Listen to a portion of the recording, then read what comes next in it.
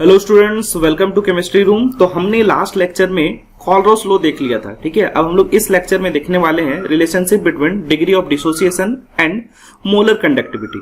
तो इसके लिए मान लो हमने एक वीक इलेक्ट्रोलाइट लिया है, तब तो हम लोग डिग्री ऑफ डिसोसिएशन की बात करेंगे, क्योंकि अगर स्ट्रॉन्ग इलेक्ट्रोलाइट ले लेंगे तो उस केस में तो अल्फा का वैल्यू 1 हो ही जाएगा ना। तो अगर मान लो हमने एक वीक एसिड लिया, ठीक है, वीक एसिड आपको पता है ना CH3COH, ये डिसोसिएट करके CH3CO माइनस और H प्लस में कन्वर्ट होगा। तो क्योंकि ये एक वीक एसिड है तो ये पूरा का पूरा डिसोसिएट तो होगा नहीं, मतलब इसमें अल्फा का वैल्यू 1 से काफी कम होगा।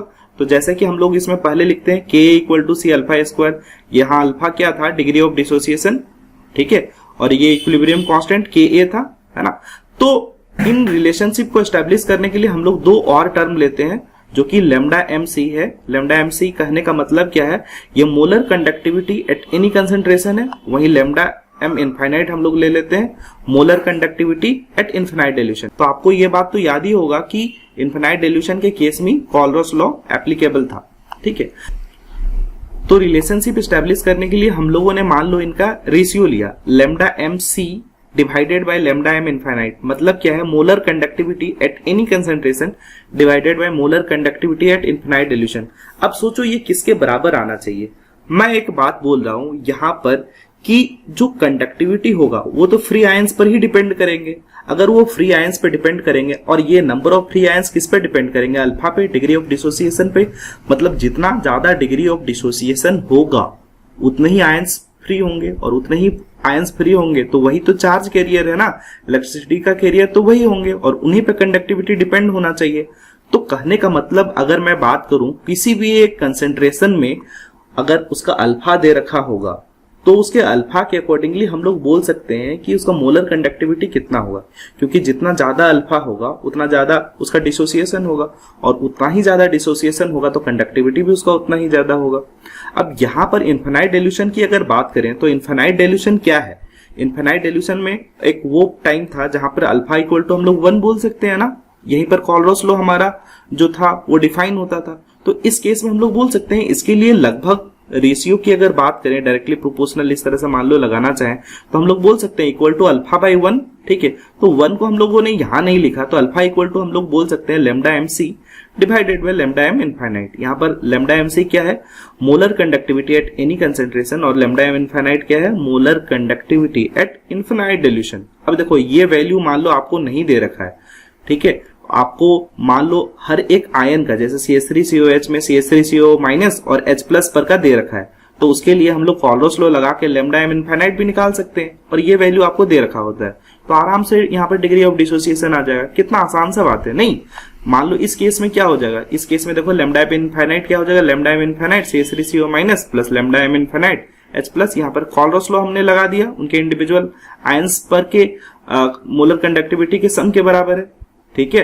तो यहाँ पर ये वैल्यू रख देंगे और ये वैल्यू हमें दे रखा है, आराम से हमारे पास डिग्री ऑफ डिसोसिएशन आ जाएगा।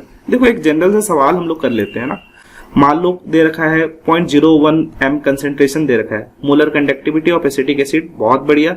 उसका जो कंडक्टिविटी है वो x1 दे रखा है। फाइंड अल्फा एंड k, ठीक है। अल्फा मतलब डिग्री ऑफ डिसोसिएशन। अब अगर अल्फा आ जाएगा तो इक्विलिब्रियम कांस्टेंट k भी तो आ जाएगा। देखो यहाँ पर lambda m infinite CH3CO minus का और lambda m infinite H plus का दे रखा है जो कि x2 और x3 है।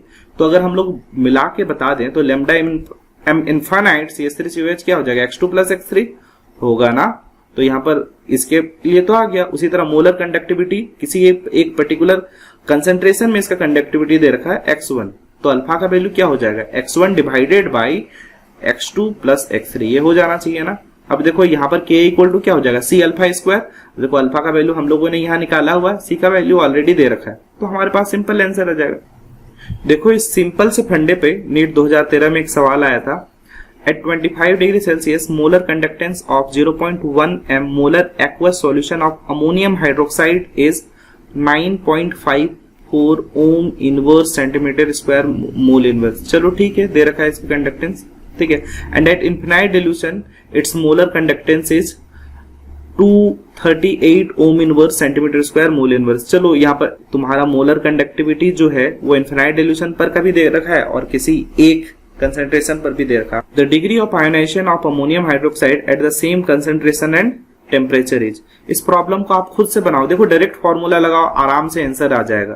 देखो कितना सिंपल सा सवाल था। लैम्डा एमसी दे रखा है हमें 9.59 ohm inverse centimetre square mole inverse, वहीं लैम्डा एम इनफाइनाइट भी दे रखा है 238 ohm inverse centimetre square mole inverse. Alpha equal to क्या हो जाएगा, lambda mc divided by lambda m infinite. अब आपने केवल सिंपल कैलकुलेशन दे रखा है, सिंपल कैलकुलेशन करोगे तो ये कितना आ गया 0.04008 और इक्वल टू क्या आएगा 4.008%। कितना आसान सा है कि नहीं। एक और सवाल ले लेते हैं। द कंडक्टिविटी ऑफ 0.001 मोल पर litre solution of CH3COH is, conductivity दे रखा है CH3COH का, कितना दे रखा है 3.905 इंटू 10⁻⁵ साइमन पर सेंटीमीटर। ठीक है, calculate the molar conductivity and degree of dissociation. बोला मोलर कंडक्टिविटी भी निकालना और डिग्री ऑफ डिसोसिएशन निकालना है अल्फा। और क्या दे रखा है H+ का, देखो इन्फिनाइट मोलर कंडक्टेंस दे रखा है, और ये भी लैम्डा इनफाइनाइट CH3CO- पर का भी दे रखा है। अब देखो यहां पर से अगर हम लोग, देखो ये जो दिया हुआ है दो डेटा, इससे हमारे पास अगर कॉलरोस लॉ लगाएंगे तो लैम्डा इनफाइनाइट CH3COH निकल जाएगा।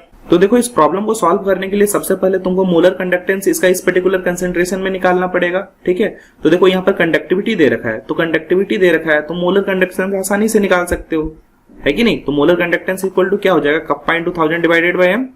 ये सारा वैल्यू दे रखा है, आपने पुट कर दिया। ठीक है, पुट कर दिया तो कोई एक वैल्यू आ गया हमारे पास। देखो इसमें यूनिट नहीं लिखा है, तुम लोग चाहो तो यहाँ पर यूनिट लिख लेना। ठीक है, देखो ये जो दोनों डेटा दिया हुआ है, इन दोनों डेटा से हम लोग लैम्डा एम इनफाइनाइट CH3COH निकाल सकते हैं, मतलब molar conductance at infinite dilution निकाल लेंगे CH3COH का, और एक पर्टिकुलर कंसेंट्रेशन में हमने निकाल लिया अभी। ठीक है, तो यहां पर से अल्फा का वैल्यू क्या हो जाएगा, lambda m c divided by lambda m infinite. अब अगर ये दोनों डेटा हम लोग रख देंगे तो हमारे पास कितना आ गया 0.1। ठीक है, अगर इसको परसेंट में बात करें तो कितना आ जाएगा 10%। बहुत ही आसान सा सवाल था।